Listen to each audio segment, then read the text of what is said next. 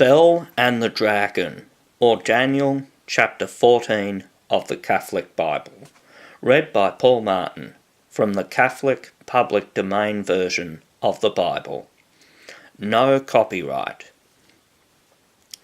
And so Daniel was living with the king, and he was honoured above all his friends. Now there was an idol with the Babylonians named Bel, and each day there was expended on him 12 great measures of fine flour, and 40 sheep, and 6 vessels of wine. The king likewise worshipped him, and went each day to adore him. But Daniel adored his God. And the king said to him, Why do you not adore Bel? And answering, he said to him, Because I do not worship idols made with hands, but the living God who created heaven and earth, and who holds power over all flesh. And the king said to him, Does not Bel seem to you to be a living God? Do you not see how much he eats and drinks every day?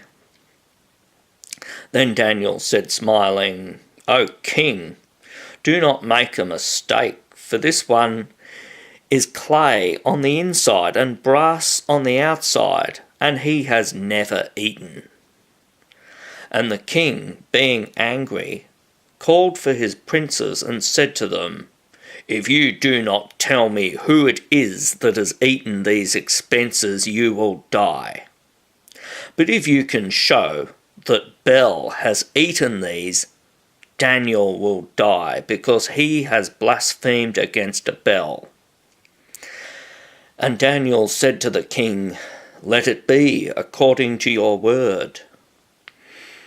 Now the priests of Bel were 70, besides their wives and little ones and sons.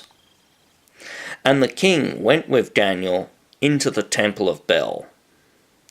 And the priests of Bel said, Behold, we are going out, and you, O king, set out the meats, and mix the wine, and close the door, and seal it with your ring. And when you have entered in the morning, if you have not found that Bel has consumed all, we will suffer death, or else Daniel will, who has lied against us. But they had no concern, because they had made a secret entrance under the table, and they always went in through it and devoured these things.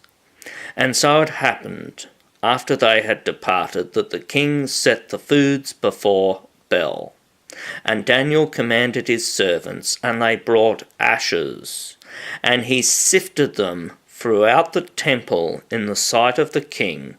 And as they left, they shut the door, and after sealing it with the king's ring, they departed. But the priests entered by night, according to their custom, with their wives and their sons, and they ate and drank everything. But the king arose at first light, and Daniel with him. And the king said, Are the seals unbroken, Daniel? And he answered, They are unbroken, O king. And as soon as he had opened the door, the king stared at the table and cried out with a loud voice, Great are you, O Bel, and there is not any deceit with you. And Daniel laughed, and he held back the king, so that he would not enter. And he said, Look at the pavement. Notice whose footsteps these are. And the king said, I see the footsteps of men and women and children. And the king was angry. Then he apprehended the priests and their wives and their sons, and they showed him the secret doors through which they entered and consumed the things that were on the table. Therefore the king slaughtered them, and delivered Bel into the power of Daniel, who overturned him and his temple. And there was a great dragon in that place, and the Babylonians worshipped him. And the king said to Daniel, Behold, now you cannot say that this is not a living God, therefore adore him. And Daniel said, I adore the Lord my God, for he is the living God, but that one is not a living God. Therefore you give me the power, O king, and I will execute this dragon without sword or club. And the king said, I give it to you. And so Daniel took pitch and fat and hair and cooked them together. And he made lumps and put them into the dragon's mouth. And the dragon burst open. And he said, Behold, this is what you worship.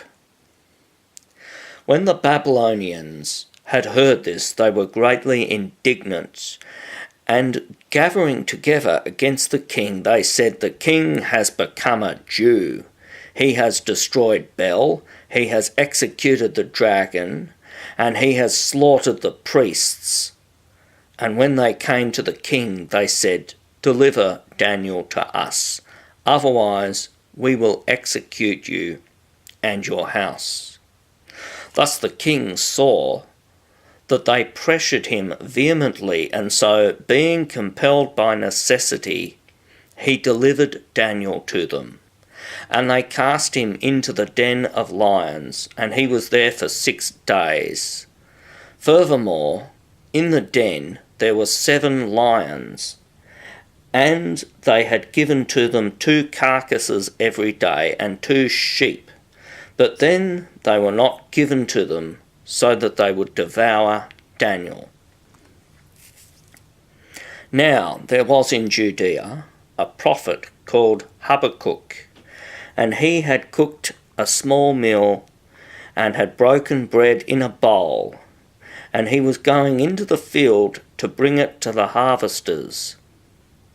And the angel of the Lord said to Habakkuk, Carry the meal that you have into Babylon to Daniel, who is in the lion's den. And Habakkuk said, Lord, I have not seen Babylon, and I do not know the den. And the angel of the Lord seized him by the top of his head, and carried him by the hair of his head, and set him in Babylon, over the den, by the force of his spirit. And Habakkuk shouted, saying, Daniel, servant of God, take the dinner that God has sent you. And Daniel said, You have remembered me, O God, and you have not abandoned those who love you. And Daniel arose and ate. And then the angel of the Lord immediately returned Habakkuk to his place. And so, on the 7th day, the king came to mourn Daniel. And he came to the den and gazed in, and behold, Daniel was sitting in the midst of the lions. And the king cried out with a loud voice, saying, Great are you, O Lord, the God of Daniel. And he pulled him out of the lion's den. Furthermore, those who had been the cause of his downfall he hurled into the den, and they were devoured in a moment before him. Then the king said, Let all the inhabitants of the whole earth fear the God of Daniel, for he is the Saviour, working signs and miracles on earth, who has freed Daniel from the lion's den.